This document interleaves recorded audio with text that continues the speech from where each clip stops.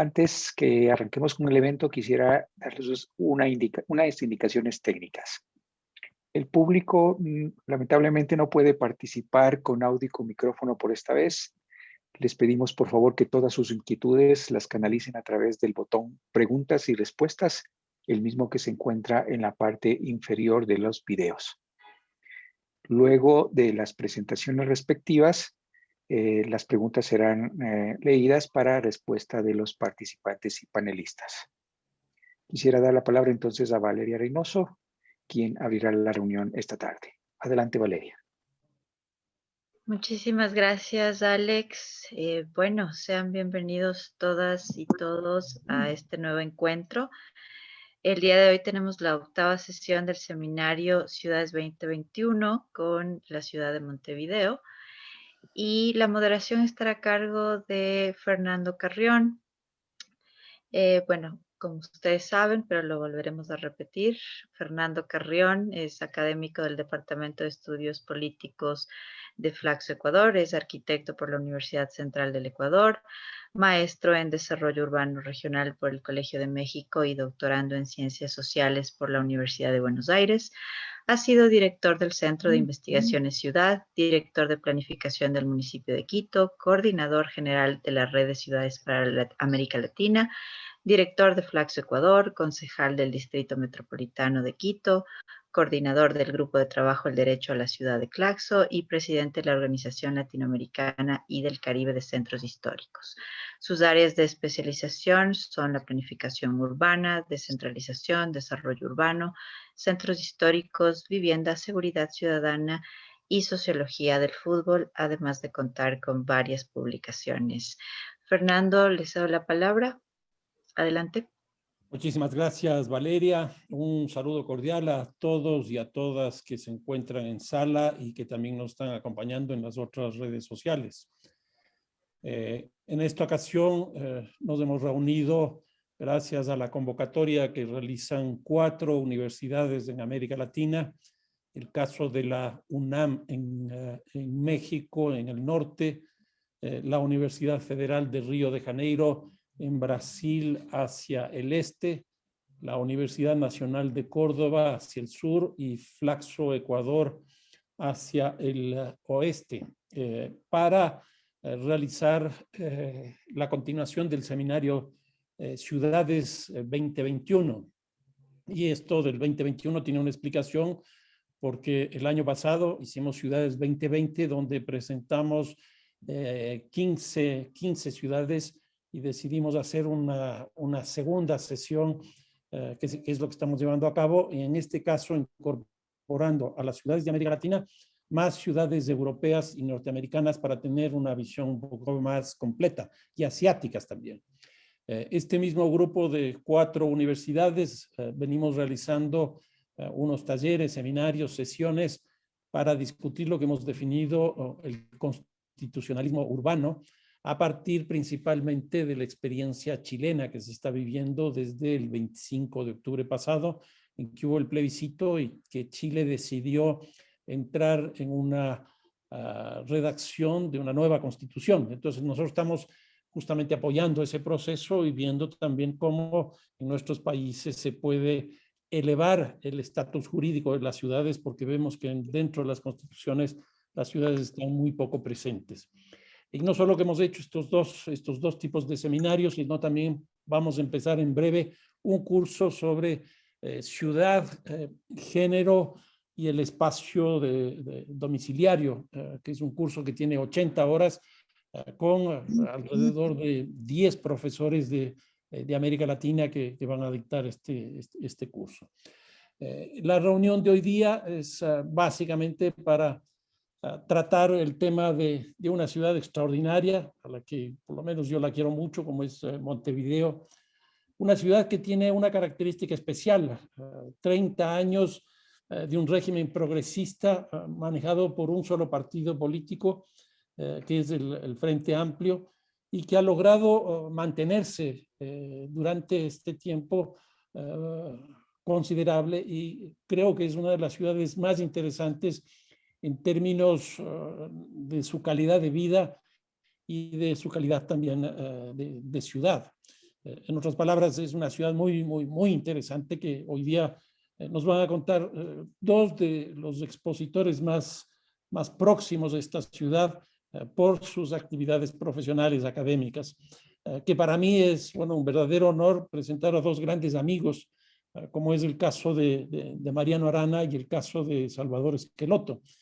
Y los dos comparten no solo que la sesión de hoy día para presentarnos el caso de Montevideo, sino que los dos son arquitectos, los dos son académicos, los dos trabajan temas de ciudad, los dos trabajan temas patrimoniales, centros históricos, trabajan vivienda y han hecho también un mundo muy interesante en términos de producción respecto de estos temas. Mariano Arana es un personaje, sin duda, que tiene una calidad humana extraordinaria y que ha logrado, yo diría, estar prácticamente en todos los puestos políticos que uno podría suponer, menos uno.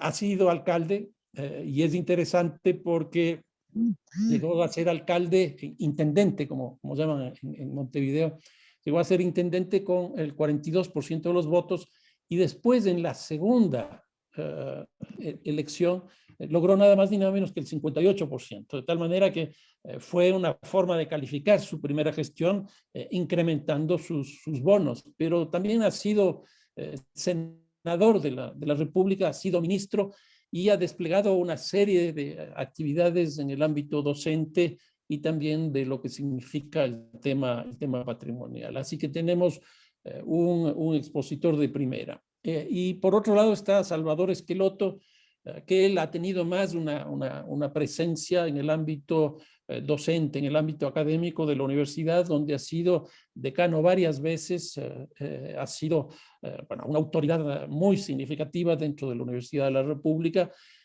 que ha estimulado redes de investigación, no solo dentro del Uruguay, sino en general en América Latina. Y es un investigador que ha publicado mucho en términos de artículos, en términos de libros, y que ha permitido que podamos hacer algunas comparaciones, algunas puestas al día de lo que ocurre en general en América Latina. Así que con estas pequeñas palabras de sentirme contento de poder tener a estos dos grandes amigos en esta ocasión presentando una ciudad querida como Montevideo. Así que les dejo la palabra, Mariano y Salvador, para que puedan hacernos una exposición. Al final de la misma recibiremos algunas preguntas, comentarios, para que ustedes puedan volver a hacer una segunda intervención. Así que queda en las manos de ustedes la palabra. Una consulta. Nosotros preparamos, sobre todo va a hablar Mariano, una presentación, ya la vamos a subir. Por supuesto estamos muy contentos de compartir con ustedes esta instancia y bueno, después lo encararemos como una conversación. Así que muchas gracias, Fernando. A ustedes, adelante. Bueno, en primer lugar, quiero compartir con lo que acaba de decir Salvador. Estoy encantado de poder participar con todos ustedes. Con esta peste maldita que está azotando al mundo, o sin ella, desgraciadamente con ella, por ahora al menos. Y quiero recordarles que las veces que me ha tocado hablar sobre las ciudades, particularmente latinoamericanas, en más de una ocasión he recurrido a algunas impresiones, algunas expresiones que en el siglo VI Isidoro de Sevilla señalaba la distinción, por cierto inexistente en el idioma castellano, entre urbs, que designa la fábrica material de la ciudad, en tanto civitas refiere no solo a sus piedras, sino además a sus habitantes.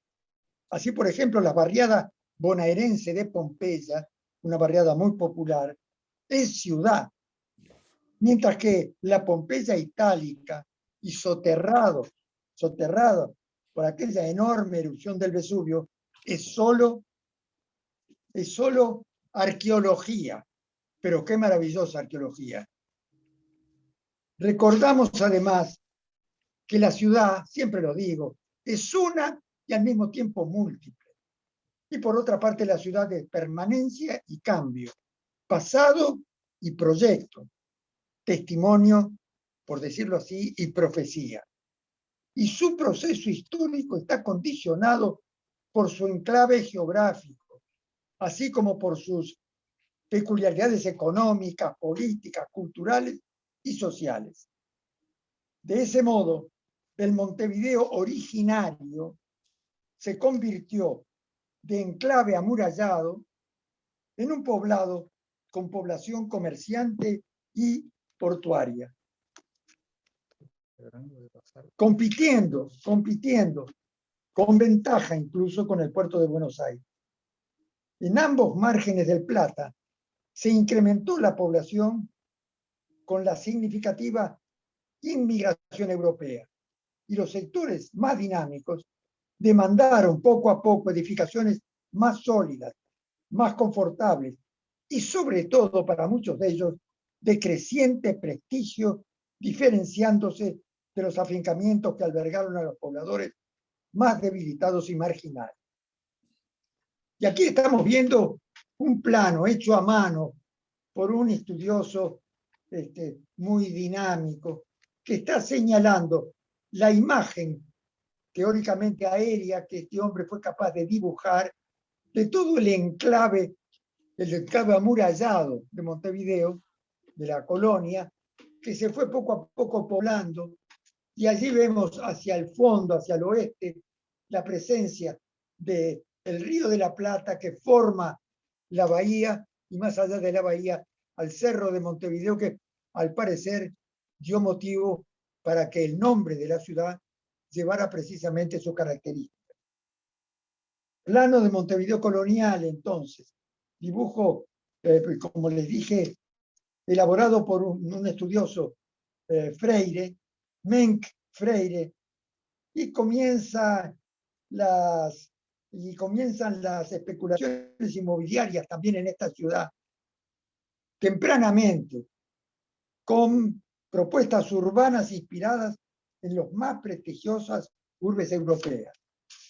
En particular, podemos hablar de los planos que comenzaron a generarse en esa ciudad y que dieron motivo a algunas de las propuestas precisamente surgidas en Europa, como el Plan Maillard, que lo vemos aquí esquemáticamente considerado, que se basaba en gran medida en una conexión con centros neurálgicos de la ciudad ya existente y con grandes avenidas que la jerarquizaban y la interconectaban. También es interesante señalar que hubo algunas de las propuestas de planes internacionales, concursos internacionales, pero también hubo hacia 1830, y es una fecha significativa, 1930, perdón, 1930, una fecha significativa porque es la fecha en que se vota la primera Constitución Nacional, que nos afirma en forma muy, muy sólida a la democracia a la que está apegado, yo creo, una amplísima población del Uruguay y particularmente de Montevideo. Por otra parte, en un grupo que hacia esa misma fecha, de 1830, se unen profesores y técnicos de mucha jerarquía, crean un plan regulador, encabezado particularmente por un profesor muy, muy destacado en la Facultad de Arquitectura de Montevideo, como fue el profesor Craboto. Y curiosamente, ese concurso, ese trabajo, fue financiado por empresarios uruguayos. Bueno, acá vemos además un aspecto del Montevideo ya superado, esa fecha emblemática de 1830, en el año en que viene el Zeppelin a Montevideo. Yo creo haberlo visto, me parece improbable, les digo la verdad, pero yo tengo la sensación de haber subido a la azotea de la casa de patio donde vivíamos y haber visto esa enorme masa brillante en el cielo. Digo que me parece improbable porque esto vino en el 34, yo nací en el 33. pero a lo mejor la imaginación, tanto mía como de ustedes, puede aplacar estos delirios personales. Por otra parte, hubo otros arquitectos europeos y particularmente franceses, como es el caso de Maillard, como fue Edouard André. Pero también hubo gente que trabajó fundamentalmente con la especulación inmobiliaria viniendo de su tierra natal, en particular de Barcelona. Y ese es el caso de Emilio Reus, que llegó a ser 2 barrios en forma casi simultánea. Uno de 100 habitaciones hacia el sur de la ciudad de Montevideo y otro de 500. Créanme, cuando yo estuve de ministro de Vivienda, hacer 600 viviendas todas juntas era una tarea prácticamente imposible. Claro, esta gente sacaba de su propia billetera el dinero y sabido es que en la democracia hay que guardar normas estrictas para asegurar que la corrupción está lejos de cualquier tentación de todos nosotros. Aquí vemos además una arquitectura soberbia que ha conseguido tener el Uruguay y particularmente Montevideo como el Instituto de Higiene, que es una de las más preciosas obras contemporáneas, modernas, que tiene el país desde 1930, en que un arquitecto surraco gana el concurso para el Hospital de Clínicas, que es aquella mole que a la derecha se ve a lo lejos, y otras obras que, como la del Instituto de Higiene, mejoraron muchísimo toda la imagen y la calidad cultural arquitectónicamente hablando. Y para vos, que me estás escuchando, sabeslo mucho, que todos apreciamos el Estadio Centenario, que en poco tiempo, no se puede creer, en poco tiempo, llegó a realizarse en gran medida en el año 1830 del Campeonato Mundial. Tenemos que tener en cuenta también la creación de parques, y todo lo que tiene que ver con la expansión hacia el este costero, que en la ciudad de Montevideo la verdad es un lujo, desde el punto de vista geográfico, desde el punto de vista de paseos, de calidades humanas y de esparcimiento para todas las ciudades. Por eso que cuando hablamos de lo que llamamos el borde costero de la península, acá vemos un esquema en que se está proyectando a las primeras líneas que habrían de constituir lo que nosotros llamamos la Rambla Costanera. Una obra fenomenal. Acá vemos algunas imágenes. Una obra absolutamente fenomenal, que demoró apenas para esa época y con las tecnologías existentes entonces, 20 y pocos años, de 1923 a 1925. Ahí vemos entonces esas grandes obras y la dinamización turística que eso también generó. Y también el sentirse orgulloso de una ciudad que no solamente comenzaba a crecer en población, sino comenzaba a crecer también en calidad urbana. Ahí vemos precisamente en esa costa, en esa nueva Rambla, que tuvo que destrozar muchos cientos de viejas y muy mal mantenidas construcciones para que esa vía de circulación hacia la primera playa importante de Montevideo, que es una playa muy solicitada junto a un gran parque que se ve a su costado. Además se complementó con una tierra muy ancha, pero al mismo tiempo variada en sus anchos, que es toda la parte enjardinada. La verdad que esa fue una de las obras realmente más caracterizadoras que nos dejó con pleno orgullo para la ciudad de Montevideo. A nosotros hoy día, y por cierto, a los que nos precedieron en años anteriores. En la segunda playa importante, que es la llamada Playa de Pocitos, aquí vemos en primeros planos las 2 primeras construcciones en altura, junto a una preciosa plaza que no se llega prácticamente a percibir a la izquierda y abajo, y más lejos un edificio de gran originalidad. Los dos edificios de relativa altura. Estamos hablando de obras de 1929 y 30. Aquel edificio de características Art Deco, que tiene la forma y busca la forma naval, que tiene, es hasta risueño, en su propia fachada, que termina con algunos elementos que quieren simular proas y que quieren simular las grandes coordinaciones que desde el punto de vista naviero requiere una nave. Lo cómico, que en plena fachada los salvavidas están hechos con arena y porra. Más allá de esta cosa bastante curiosa, hay que decir la verdad. Esa obra que desde luego se extiende mucho en altura, desgraciadamente, hasta por lo menos hasta a partir de 1950 y 60, las restantes construcciones que van dejado de lado las pequeñas y medianas construcciones de chalés muy inspirados en las costas europeas, particularmente francesas, después terminan convirtiéndose no precisamente en grandes obras de arquitectura como lo fueron en sus orígenes.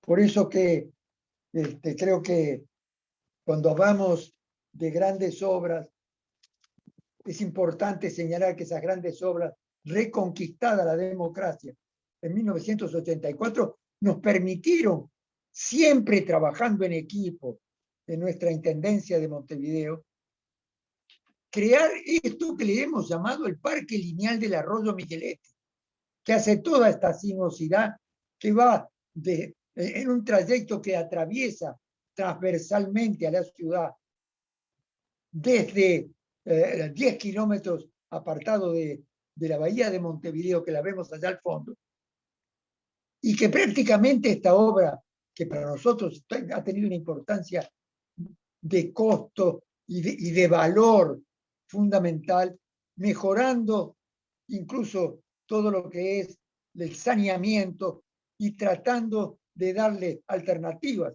a las viviendas que se habían concentrado en sus bordes y que realmente eran viviendas indecorosas que poco a poco se fueron sustituyendo por viviendas dignas, de acotado costo, pero de dignidad superior. Yo creo que estas cosas me parece que son bien importantes señalarlas. Por otra parte, hubo también transformaciones en otras zonas más mediterráneas de la ciudad, no demasiado alejadas, pero mediterráneas. Aquí vemos una preciosa obra, el mercado llamado agrícola. Acá vemos una planta, una vista aérea, que poco a poco permitió algo más importante que la mejora de un edificio. Más allá de que ese edificio, que es un monumento histórico, es verdaderamente señalable y ha sido recuperado por algunos de los arquitectos municipales de gran valía. Porque lo importante de todo esto, ¿qué fue? Que gracias a la transformación de este mercado, la directora del mercado, que fue excelente funcionaria, pudo ir generando con tierras municipales apoyos hacia todo aquello que después nos hablará Salvador Esqueloto, porque fue generando más y más viviendas para sectores medios y sectores medios bajos. Acá vemos incluso algunas de las obras que se construyeron en un espacio abierto que culminó además con la construcción de viviendas cooperativas, que ya les hablará inmediatamente después Salvador, porque fue algo superior este tipo de obras. Así como también vale la pena señalar que en la zona central de la ciudad, estoy hablando de 1937, vemos acá un edificio singularísimo. Es curioso que en 1937 se hace en París una gran exposición internacional, en donde quedó, luego de la exposición anterior del 25, absolutamente consagrado el estilo, digamos, la modalidad formal, arquitectónica y formal denominada Art Deco, que en este momento que estaba vinculada con el mercado modelo, que se construyó en el 37, como digo, en una zona que era campo total. Hoy esta zona se ha rodeado de un amanzanamiento bastante apretado y se ha jerarquizado con una serie de construcciones cercanas a él. Me alegra muchísimo, porque aquí vemos todo lo que puede llegar a ser esa transformación que pasa a ser de este viejo mercado del 37 a esta, lo que llamamos la UAM, la unidad de agrícola metropolitana. Y aquí vemos la incidencia y la facilidad que se ha procurado tener. Todo obra que se hizo por el municipio de Montevideo a costos importantísimos. Me alegro que eso haya sido así, porque esto haya permitido que se hayan construido unos pabellones impecables y que haya tenido un interés extraordinario y seguramente una gran facilidad para que todos los productores rurales puedan beneficiarse con esas instalaciones impecables, como les digo. Y en esas instalaciones se pensó para complementar, ya que se hace ese traslado, dejando de lado en el viejo mercado modelo unas 6 hectáreas pertenecientes a la intendencia, pero otras tantas, unas 4 más o 6 más, otras tantas pertenecientes al sector público que quieren seguir vinculados a esta zona. Y entonces se llamó a concurso de ideas. Acá hay algunas de las propuestas. Acá se ve como se ve algunas construcciones de mediana altura y en el fondo de esta calle enjardinada y parquizada, justamente el área, la visión de esa gran entrada en arco, porque los propios habitantes se han encariñado con esa traza histórica porque quieren mantener simultáneamente una idea de contemporaneidad y de avance hacia el futuro y al mismo tiempo respetando las trazas que permitieron que durante muchas décadas esa zona llegara a ser lo que hoy es. Por otra parte, en zonas bastante próximas a esa, por concurso también, se ha hecho un enorme esfuerzo para tratar de construir lo que llamamos Antel Arena. Es una realización realizada por el sector público, que tiene que ver con la telefonía y que tiene que ver con toda la tecnología. Y esto que gana por concurso ha sido ha tenido una significación increíblemente aceptada por la población circundante. Esto es algo verdaderamente que ha generado el interés y el apasionamiento de aquellos vecinos que hoy ven que no solamente sirve para lo que se ha propuesto, para aspectos deportivos, culturales, conciertos, eventos de variadas características, pero además se han incorporado a ellos las zonas para niños, las guarderías, los ámbitos de esparcimiento para jóvenes, niños y, por qué no decirlo también, la gente bastante mayor. Todo esto, además, se ha complementado con algunas de las trazas interesantísimas que fue necesario implementar, porque el parque automotor en Montevideo ha crecido de una manera enloquecida, y en esta zona muy, muy importante de la ciudad, junto a un gran parque llamado originariamente de los Aliados y luego el Parque Valle, haciendo referencia a uno de los grandes estadistas uruguayos, se hizo un puente para tratar de que de lunes a viernes en horas de la tarde la enorme convulsión que se generaba aquí se suprimiera, se eliminara, y que en un túnel que comienza en una de las avenidas muy importantes que conectan de sur a norte buena parte de la ciudad, reaparezca luego a nivel a poco de de presentarse la entrada a este hospital de clínicas que fue obra de uno de los grandes arquitectos que ha ganado muchos concursos y enorme prestigio. Por otra parte, los parques siempre fueron un interés evidente, no solamente de los gobernantes a nivel municipal y aún a nivel nacional, pero también para todas las personas que aprecian, valoran y aplauden todo lo que es esparcimiento. Aquí vemos lo que se llama el Parque Capurro, que llegó a tener un interés muy fuerte en materia de turismo, sobre todo con los argentinos, que venían a este viejo parque. Se ve parcialmente con una escalinata maravillosa, diseñada por el ingeniero italiano Beltroni.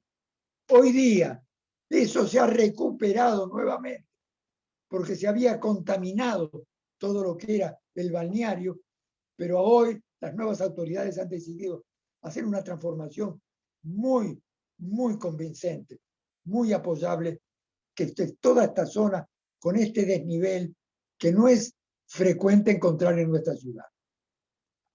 Por otra parte, aquí vemos también otras zonas, en este caso bordeando la propia bahía de Montevideo y generando parques con nombres emblemáticos de personas que en su momento fueron grandes luchadores y luchadoras sociales, como la que da motivo y razón para la construcción de estos elementos que bordean ese gran espacio de la bahía y que desde allí contemplan hacia la Ciudad Vieja y al resto de la ciudad de Montevideo.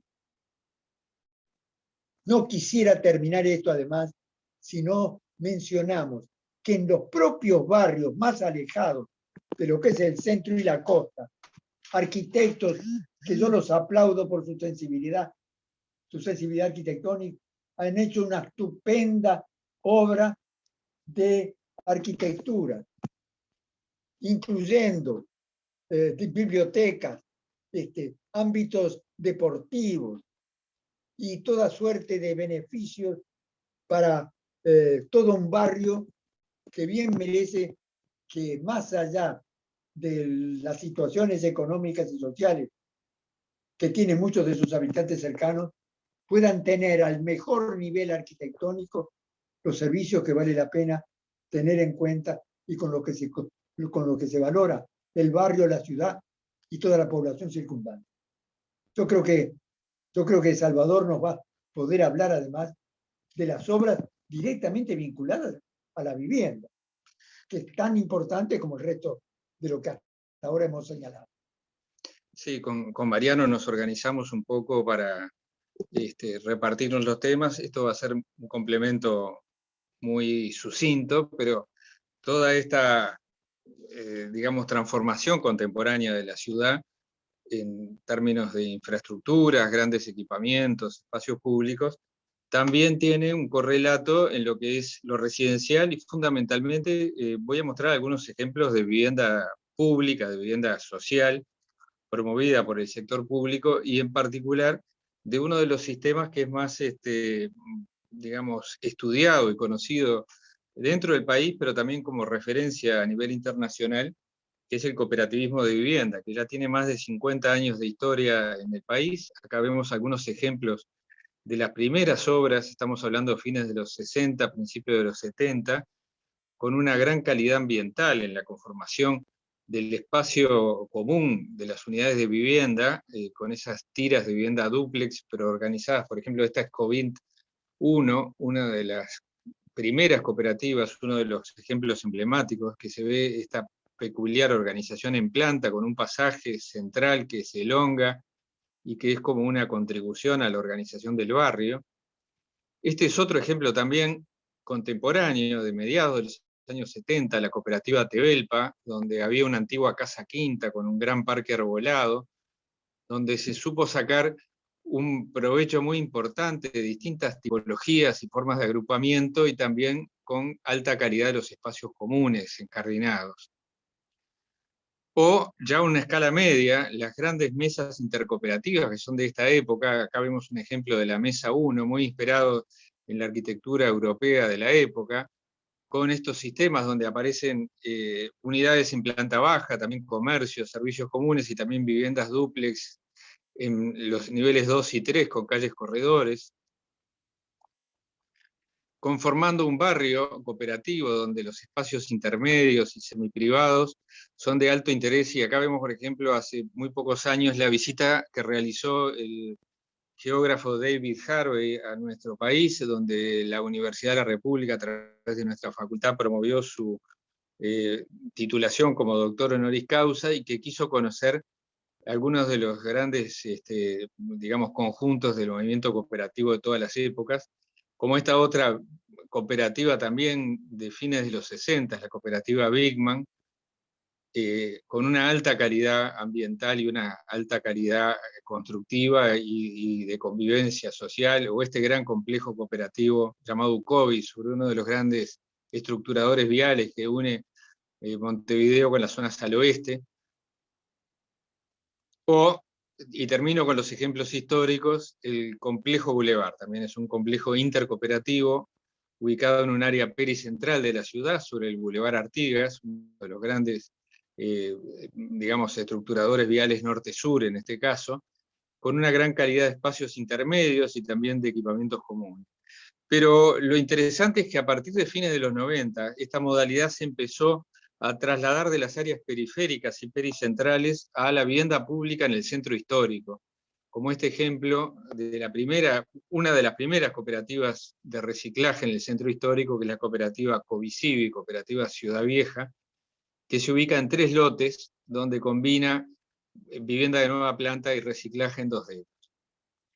Y este es un ejemplo mucho más reciente, es inaugurado hace 1 año y medio, en la zona de La Aguada, también una cooperativa, increíblemente, ustedes no podrán creerlo, de planta baja y 9 niveles, en el bloque más alto, construida enteramente por ayuda mutua, es decir, con participación de los beneficiarios, que además está asociada a un espacio público de escala barrial, planificado previamente y desarrollado en forma conjunta con el grupo cooperativo.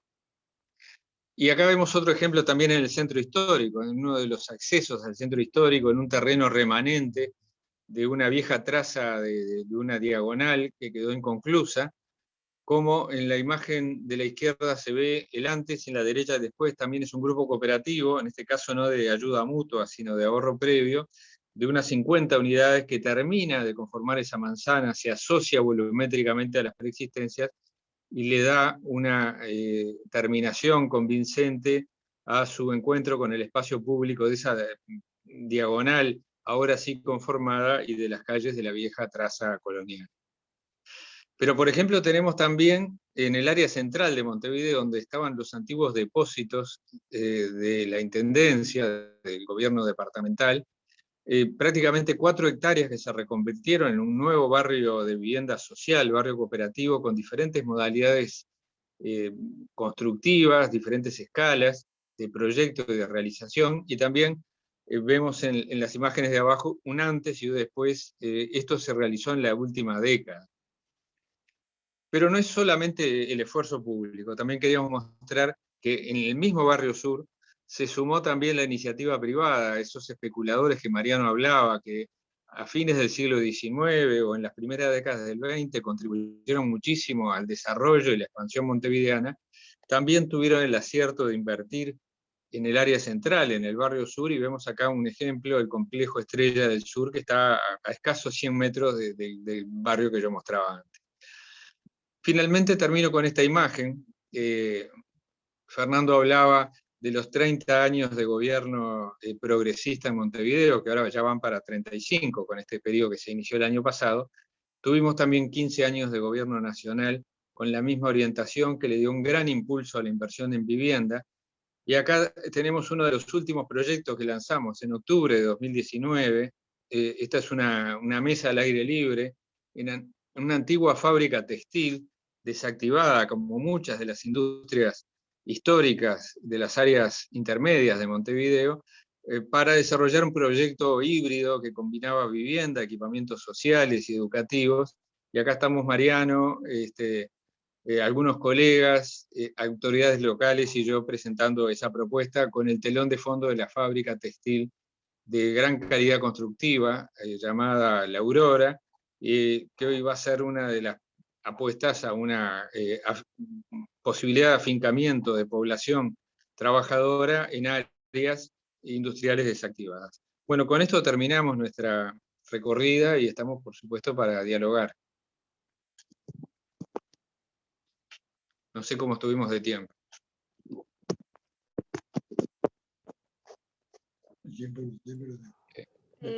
Gracias, Salvador. Gracias, Mariano. Fernando, si nos ayuda habilitando su cámara y su micrófono. Estamos bien, 40 minutos.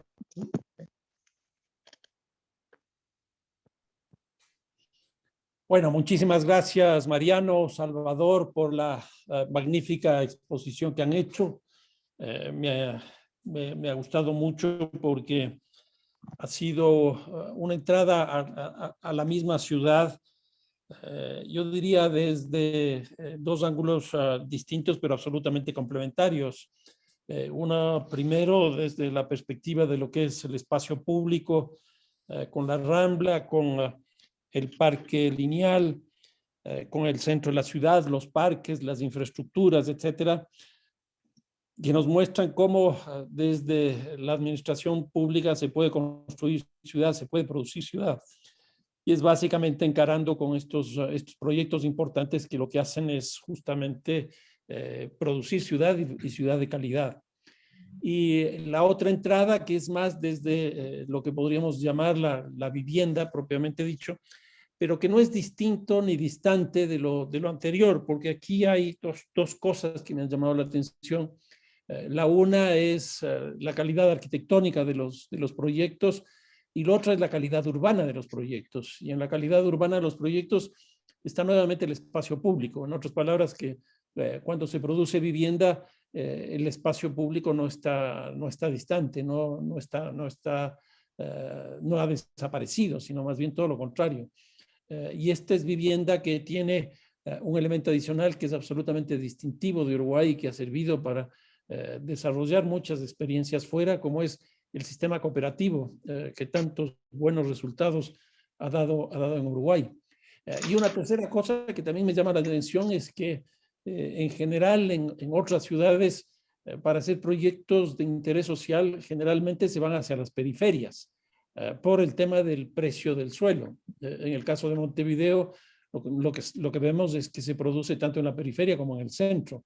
Y esa recuperación de la centralidad me parece que es muy importante, porque la impresión que yo tengo es que hoy día con el COVID, con las nuevas tecnologías, etcétera, uno de los sectores más golpeados están siendo justamente los lugares de centralidad.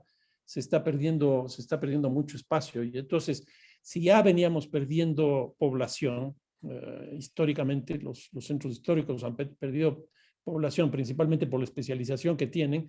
Lo residencial sale porque no puede competir con los costos del comercio, de las finanzas, etcétera.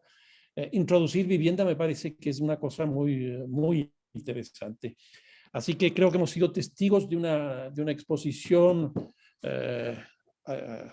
a limón, como llaman los españoles, al toreo entre dos, y creo que ha sido bastante reveladora de lo que pasa en la ciudad de Montevideo, incluso desde sus orígenes, lo que Mariano nos hablaba de hasta el nombre de la ciudad, Montevideo, o sea, que veo el monte, y cómo ahí dentro de la ciudad está precisamente el cerro, el monte este.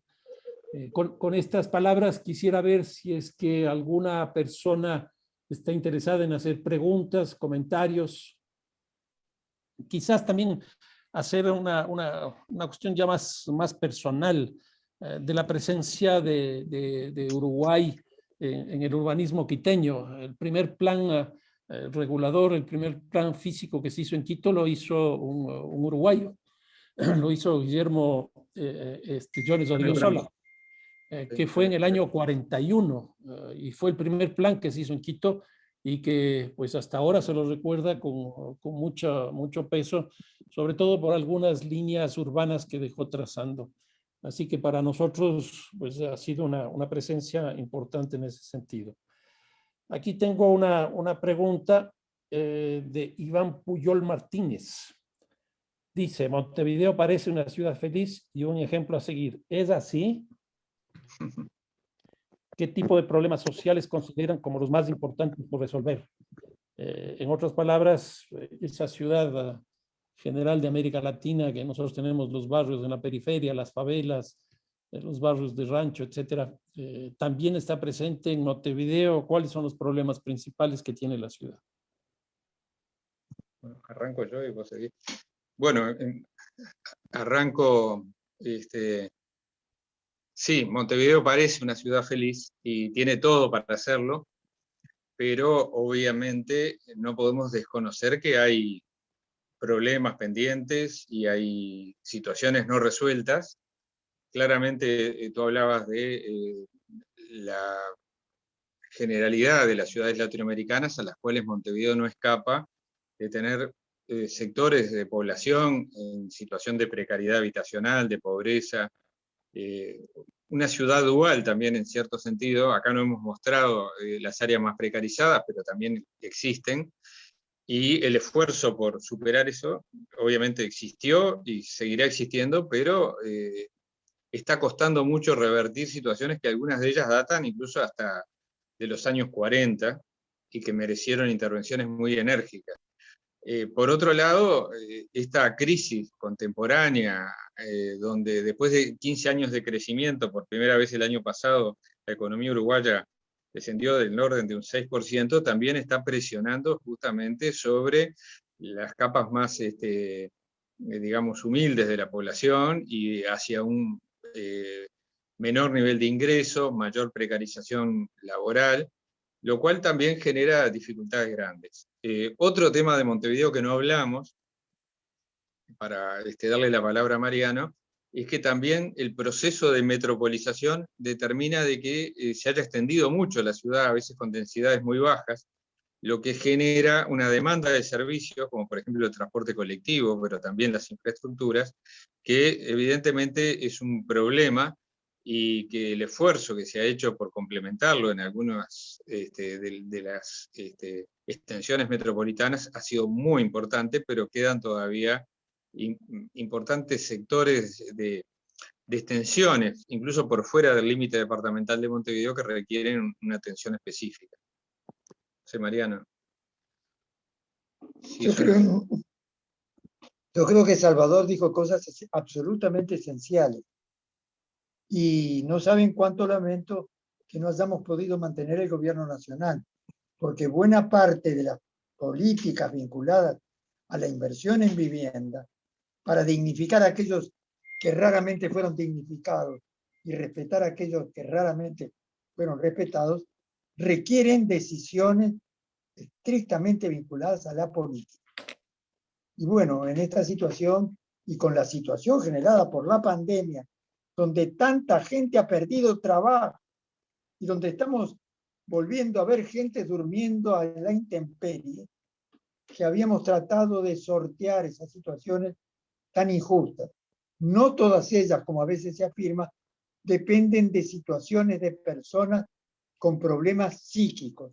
No siempre es así, sino la verdad, porque no han podido conseguir, como algunos con cartelitos en la calle lo dicen, necesito trabajar, necesito tener un sustento para poder llevar a mi casa, a mi gente y a mí mismo la comida necesaria para la subsistencia.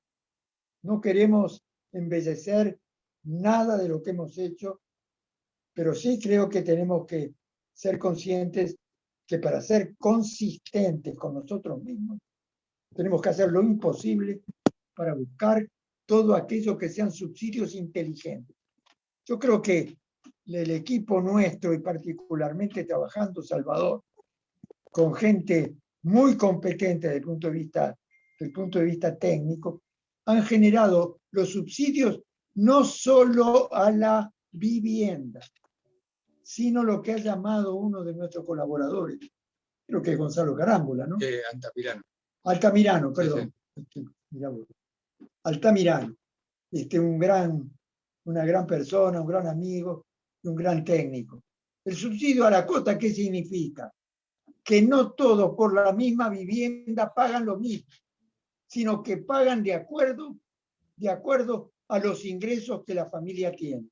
Desde luego que esto implica que cada tanto hay que revisar si las condiciones son las mismas que al principio, porque si no también sería injusto que gente que puede haber mejorado en forma más o menos significativa sus ingresos pudieran estar gozando de aquellas iniciales ventajas que impiden que otros, con los mismos problemas que originariamente tuvieron ellos, puedan verse impedidos de acceder a ese tipo de ventajas.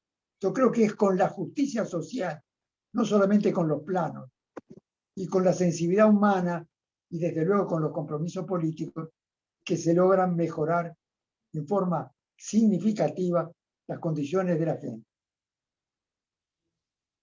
Tenemos varias preguntas y también saludos de distintos lugares como Querétaro, en México, Panamá, Quito, Buenos Aires, de algunos lugares. Pero hay una en particular que les quiero decir que es de Alicia Artigas, que dice desde Uruguay un abrazo, estamos muy bien representados. Y Bueno, también... un saludo, Alicia. Y también algunas preguntas adicionales que han llegado dentro del chat que vale la pena señalarles. Iván Puyol dice, no, perdón, Fernando Vargas dice, ¿cómo se ha articulado el componente ambiental en el desarrollo de la ciudad?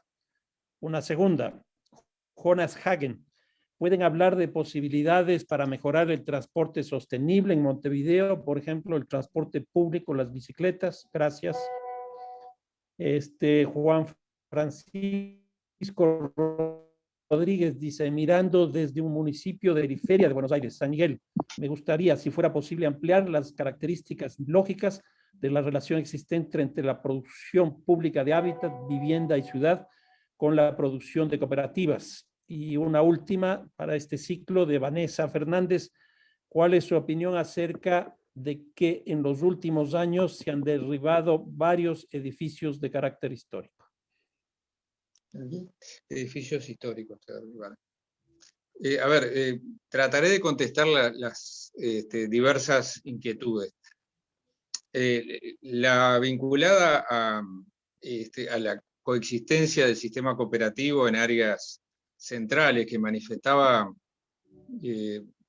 Fernando como una singularidad, esto tiene que ver con una política pública que tiene muchos años, que en el Uruguay recibe un nombre un poco peculiar, porque es por analogía a una cartera bancaria, que es llamada la cartera de tierras. Es decir, tanto el Estado Nacional como el gobierno departamental tiene un sistema de gestión del suelo público y de producción de suelo público para ponerlo a disposición de los proyectos de vivienda social y dentro de ellos el cooperativismo, lo cual ha permitido acceder a muy buenos terrenos en áreas centrales, incluso en el casco histórico, proporcionados por este sistema a través de mecanismos diversos, asignación directa o a veces también por mecanismos competitivos, y la obtención del suelo o bien es de procesos de reurbanización o por expropiación o por otras vías de adquisición.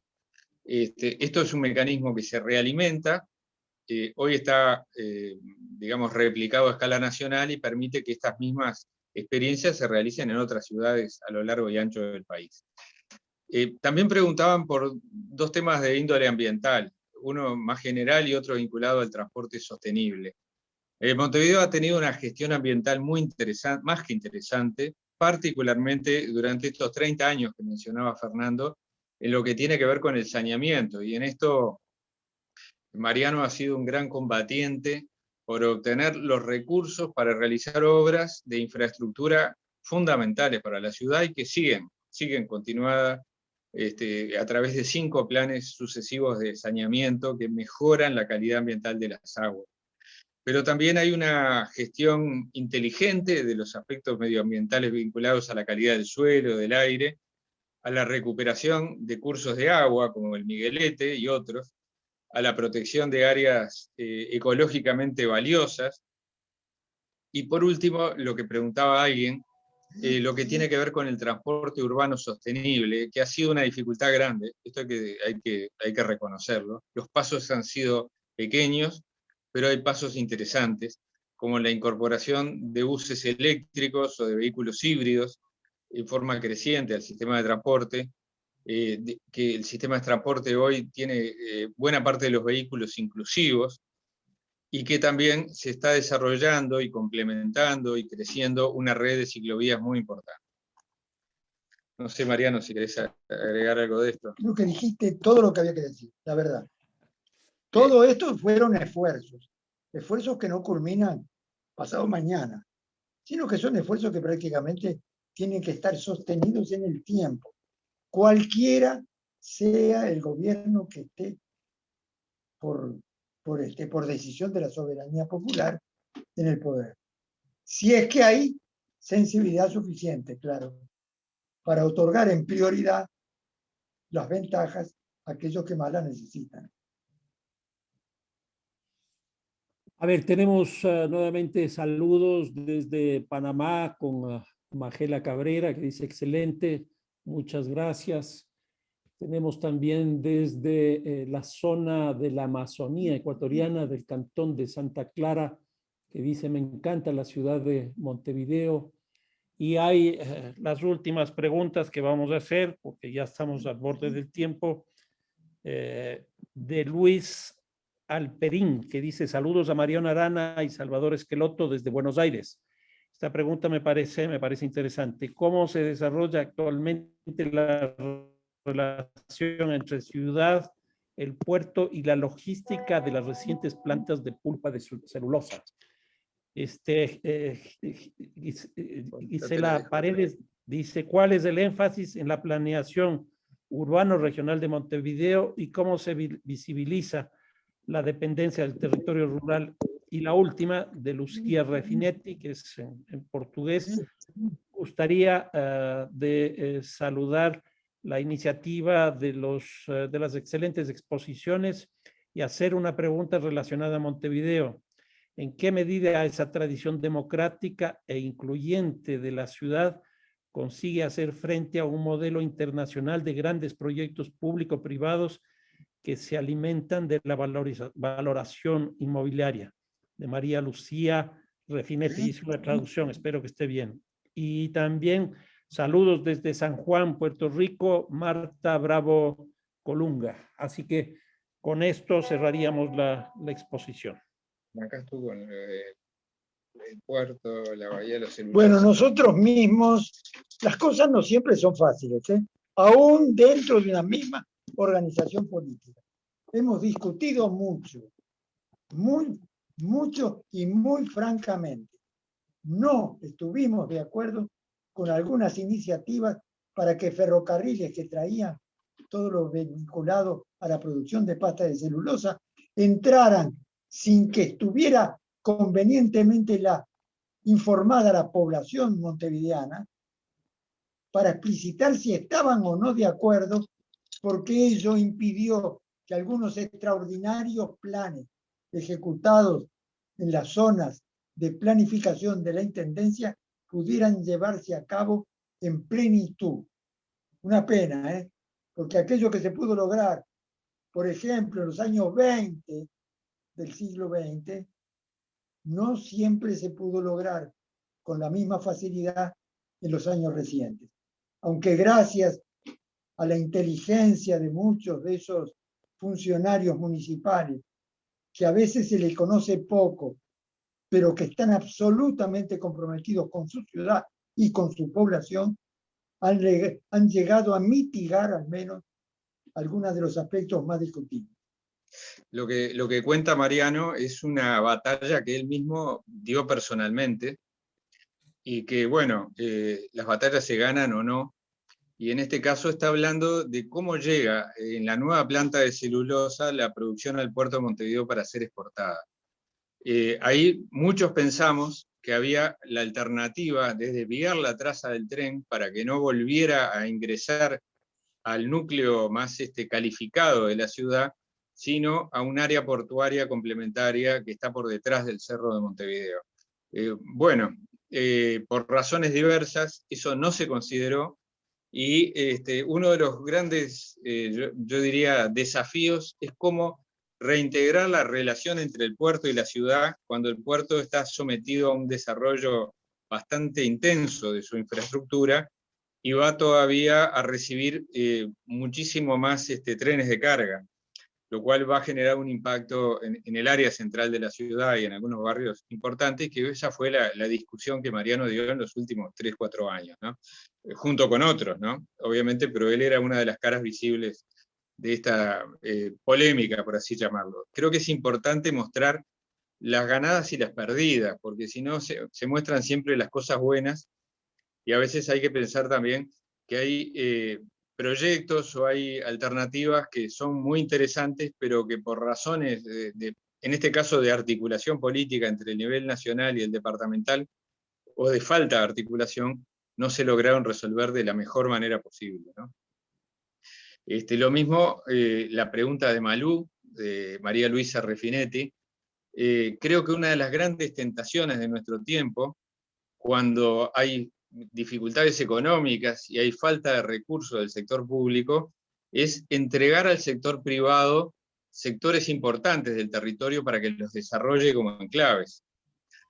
A veces como enclaves residenciales, a veces como enclaves logísticos o de desarrollo de actividades económicas, y que generan cierta situación también de ajenidad con respecto al resto del territorio. Entonces, nadie está libre de estas tentaciones, ni de las consecuencias que pueden tener algunos de estos proyectos, ¿no? Y creo que el funcionamiento del sistema democrático es un contrapeso a la posibilidad que algunas de estas cosas generen efectos negativos. Tenemos saludos adicionales desde Panamá por Rómulo Escobar, desde Bogotá por Fernando Vargas, desde Ibarra por Santiago López y así sucesivamente. Felicitaciones y saludos. Quisiera consultarle a Marcelo, a Pedro y a Patricia, a Marcelo Corti, Pedro Abramo y Patricia Ramírez, si tienen algún comentario, si tienen alguna pregunta, para que lo hagan directamente a viva voz. Sí, Fernando, muchas gracias. Muchas gracias a Marcelo Corti, tiene la palabra.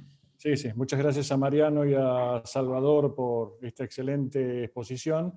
2 acotaciones y un comentario o pregunta. Las acotaciones es la envidia. Un amigo mío dice que no hay envidia buena, es solamente envidia secas, la envidia que tenemos los argentinos, sobre todo los de Buenos Aires, por dos características de Montevideo que fueron explicitadas en la charla de hoy. Una, bueno, la magnífica relación con la costa del Río de la Plata, o con el mar, como lo llaman algunos de ustedes, que bueno, es realmente admirable cómo Montevideo ha mantenido una relación espectacular y una posibilidad de disfrute muy, muy fuerte de la población respecto al contacto con la costa, y el sistema de cooperativas, muy bien explicado por Salvador, que bueno, produjo obras maravillosas y que bueno, es realmente un ejemplo para toda América Latina. Y la pregunta tiene que ver, o un pedido de hacer un mínimo comentario, no tenemos mucho tiempo, pero un mínimo comentario sobre los procesos de descentralización. Tengo entendido que hace algunos años Montevideo se ha descentralizado en comunas. Me gustaría tener un muy somero pantallazo de bueno, cómo es que se produjo ese proceso. Y felicitarlos nuevamente por la extraordinaria charla de hoy. Patricia y Pedro, ¿tienen algo adicional? Gracias, Fernando. Yo quisiera... Hola. Pues felicitar por esta conferencia, plática, y quisiera preguntarles, pensando en que tenemos un Montevideo menos desigual que en el contexto de las ciudades latinoamericanas, ¿cómo ha influido este factor en términos de menos desigualdad educativa, menos desigualdad social, frente a las condiciones que vivimos otras ciudades, en poder finalmente aterrizar, concretar una serie de intervenciones que tienen que ver, desde mi lectura, con una cuestión distributiva de ser una ciudad pues más equitativa en términos de gestión, de gobierno y de sociedad con relación a la vida pública. Eso es todo. Bien, entonces, para terminar, simplemente comentarles que Pedro Abramo de Río de Janeiro dice: espectacular presentación, felicitaciones Mariano y Salvador. Tenemos desde Ciudad Juárez, Chihuahua, México, a José Luis Sandoval, que también felicita por la exposición. A Catherine Henkel desde Bogotá, un saludo para los expositores. Mario Urgiles desde Guayaquil, a Eva Leticia Ortiz desde Ciudad de México, y así siguen las felicitaciones y el agradecimiento a las dos exposiciones. Terminaríamos con las palabras de ustedes, si tienen algo que añadir en términos de las últimas preguntas que se han hecho, y posteriormente pues simplemente para que se despidan, que nos cuenten cómo se sintieron en la exposición y cerrar con la sesión. Perfecto, yo les propongo, yo contesto las dos preguntas y le damos el cierre a Mariano. La primera de Marcelo me parece que es bien interesante porque no hablamos de esto.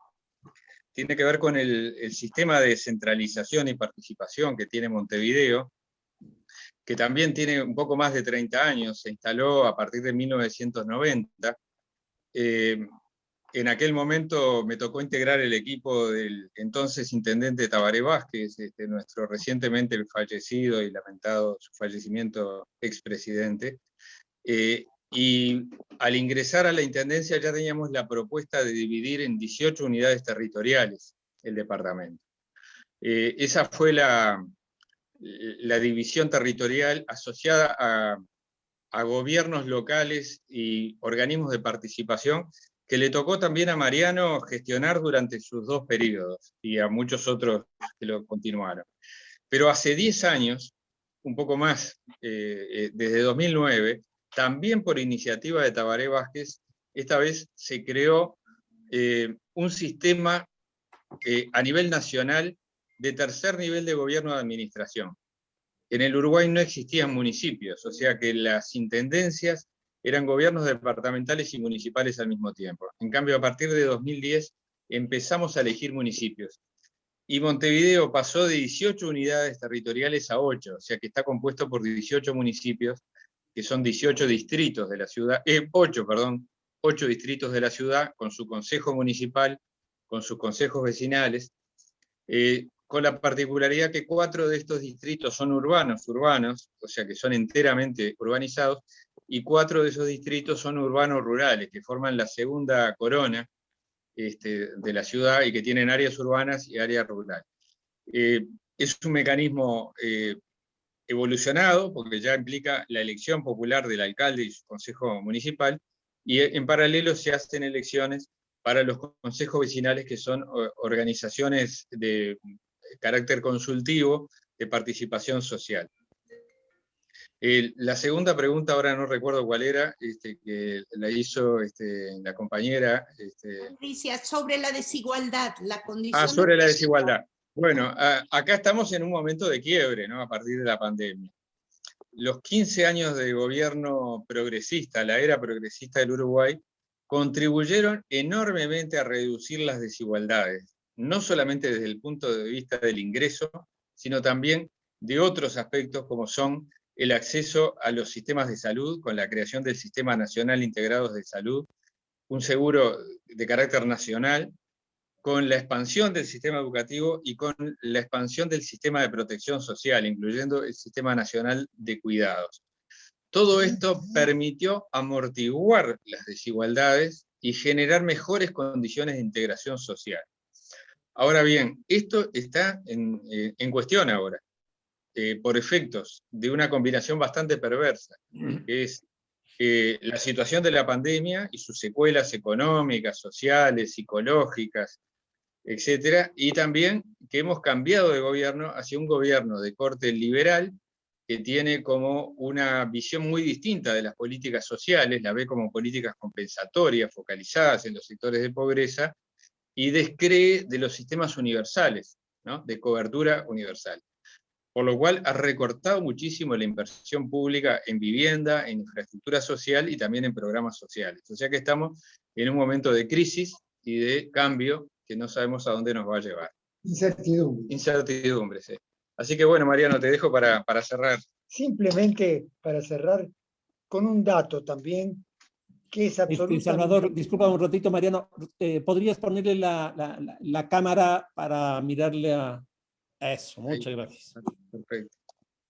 Voy a hablar simplemente de una resolución que adoptamos, todavía con el gobierno nacional y obviamente el municipal, que realmente habla a las claras de cuáles son las orientaciones que queremos imprimirle a nuestra sociedad, si es que la sociedad coincide con nosotros en los lineamientos que les ofrecemos desde el punto de vista político.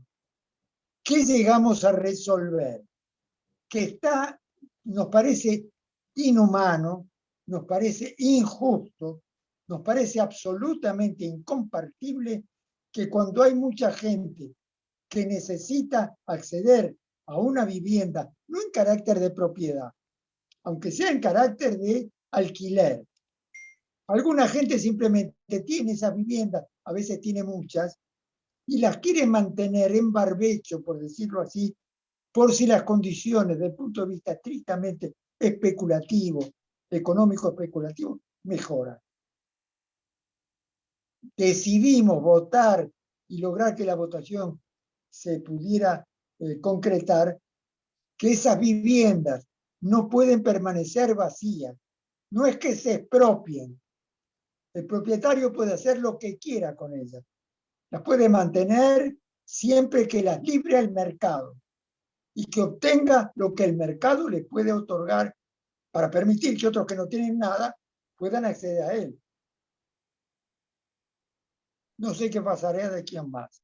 Creo que esto fue una gran invención, a tal punto que quisimos extenderla, pero no llegamos a completar la discusión, para que no solamente las propiedades rurales también se defiendan desde ese punto de vista para beneficiar a la gente, sino también las propiedades rurales, que empezó una discusión interesante, pero la verdad que con la anterior experiencia de esos beneficios frente a las viviendas que no se abrían al mercado, viviendas urbanas, la gente yo creo que empezó a pensar por qué no también beneficiar a aquellos productores que sin tener el campo propio están decididos a trabajar para obtener recursos suficientes para pagar los alquileres correspondientes y el sustento de su propia familia. Estamos hablando del departamento de Montevideo. Yo pienso incluso, ¿por qué no extenderlo a todo el país? Si es que este sistema pudiera significar un avance incuestionable. Muy bien, muchísimas gracias. Estamos ya llegando al final de la reunión. Creo que ha sido francamente muy interesante, muy instructiva. No quiero dejar de saludar algunas personas que señalan que, por ejemplo, Heisy Gutiérrez desde Trujillo, Perú, el caso de Dunaida Bellucci desde New Jersey, el caso de María Inés Camarena desde Guadalajara, México, Andrea González desde Paraguay, Eliana Martínez desde Pasto, Daisy Tovar desde La Tacunga, y así sucesivamente. Así que creo que hemos tenido una reunión muy interesante sobre una ciudad que, como ustedes han visto, probablemente sea de las que mejor calidad de vida existe en América Latina y que probablemente tenga mucho que ver con esta continuidad gubernamental de casi 30 años, de más de 30 años, como decía Salvador, que se proyecta además con la nueva intendenta que fue electa recientemente, y con el énfasis que se ha puesto en la política social incluso durante los 15 años de los gobiernos nacionales. Creo que ha sido una magnífica experiencia la que hemos tenido. Invitarles a las nuevas reuniones que vamos a seguir teniendo con este conjunto de universidades de América Latina que estamos impulsando esto. Así que, Salvador, un abrazo y muchas gracias. Mariano, 2 abrazos y muchas gracias también. Nos estaremos viendo, espero que pronto, si es que esta cruel pandemia termina ya su énfasis y enfoque hacia nosotros. Un fuerte abrazo a todos los asistentes a la sesión. Valeria, tienes la palabra. Muchísimas gracias, Fernando. Bueno, un saludo y un agradecimiento a Salvador, a Mariano y a Fernando por este espacio. También, pues, un agradecimiento a los organizadores, Marcelo, Patricia, Fernando y Pedro. Bueno, lo siguiente es invitarles a la 9ª sesión del Seminario Ciudades 2021. Tendremos París y Madrid el día martes 23 de marzo. Todos nuestros afiches estarán en difusión en todos nuestros canales para que puedan acceder al registro. También hacerles una cordial invitación. Estamos el 5 de abril. Tenemos, bueno, antes de eso, invitarles este día jueves 18 de marzo y el viernes 19 de marzo al tercer taller de constitucionalismo urbano, la ciudad en los procesos constituyentes de América Latina, desde una óptica comparada. Este taller se llevará a cabo pues, el jueves y viernes de esta semana y el próximo jueves y viernes de la otra semana. Y ahora sí, extenderles una cordial invitación para que puedan formar parte de este curso de formación continua, Ciudad, Género y Espacio Doméstico, que dará inicio el 5 de abril. Las inscripciones están abiertas. Así que les invitamos a los asistentes que puedan inscribirse y pues difundir dentro de sus canales y universidades. Tenemos algunos invitados de excelencia. Estará Teresa Caldeira, Ana Falú, Eficia Bonarzó, Vera Hassan, Dolor Comas, Laura Sarmiento, Taina de Paula, Celina Caporosi, Pedro Abramo, Olga Segovia, Gustavo Riofrío, Fernando Carrión, Patricia Ramírez y Valeria Reynoso Naranjo, que estaremos pues conversando sobre ciudad, género y espacio doméstico en modalidades de conferencias magistrales y talleres. Así que invitados todos y pues un saludo cordial. Doy por terminada esta sesión de la 8ª conferencia de Ciudades 2021.